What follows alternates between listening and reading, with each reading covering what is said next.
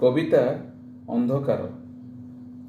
ନିଷ୍ପ୍ରଭ ଆଲୁଅ ଟିକକ ଆସୁଛି ଝରକା ସେପଟୁ, ଅଳ୍ପ ବାକି ଜହ୍ନ ବୁଡ଼ିବାକୁ ଅପେକ୍ଷା ଅନ୍ଧାରକୁ, ଅନ୍ଧାରର ଅସ୍ପୃଶ୍ୟ ଛୁଆଁକୁ। ଅନ୍ଧକାର ଉନ୍ମାଦନା ଆଣେ, ଅନ୍ଧାରରେ ନିଜକୁ ଦେଖି ହୁଏ ଖୁବ୍ ପାଖରୁ, ଏକଲା କଥା ହେଇ ହୁଏ, ଏକା ଏକା ଶୁଣି ହୁଏ ଅନ୍ତରଙ୍ଗ ବାର୍ତ୍ତାଳାପ ସବୁ। ଅନ୍ଧକାର ମୋତେ ମା'ର କାନି ଧରି ମାଟିରେ ଲୋଟୁଥିବା ଅଝଟିଆ ପିଲାଟିଏ କରିଦିଏ।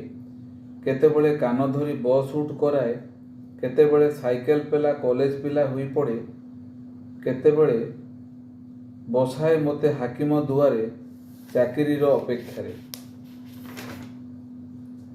ଅନ୍ଧକାର ମନେ ପକେଇ ଦିଏ ଆଗକୁ ମହା ଅନ୍ଧାରର ଅଟ୍ଟହାସ୍ୟ, ଅବସନ୍ନ ବାର୍ଦ୍ଧକ୍ୟରେ ବାଡ଼ି ଧରି ଚାଲୁଥିବା କୃଷ୍ଣଙ୍କର କଥା, ଯିଏ ମହାଭାରତ ଦିନେ ଯୁଦ୍ଧରେ ଜିତିଥିଲେ, ଆଜି ଶିଆଳି ଲଟାରେ ଶେଷ ଶଯ୍ୟା, ଆଉ ତାଙ୍କ ପ୍ରାଣତ୍ୟାଗ ଗାଥା। ଦ୍ୱାରକାର ଧ୍ୱଂସାବଶେଷ, କୃଷ୍ଣ କବେରୀରେ ଭୁଲୁଣ୍ଠିତ ରୁକ୍ମିଣୀର ଉଦାସୀନ ଶୂନ୍ୟ ମଥା। ଏଣିକି ଏଣିକି ଲାଗେ ଜୀବନଟା ମାୟାର ବର୍ତ୍ତିକା, ଅନ୍ଧକାରେ ମୁଁ ଯେ ଏକା ଏକା।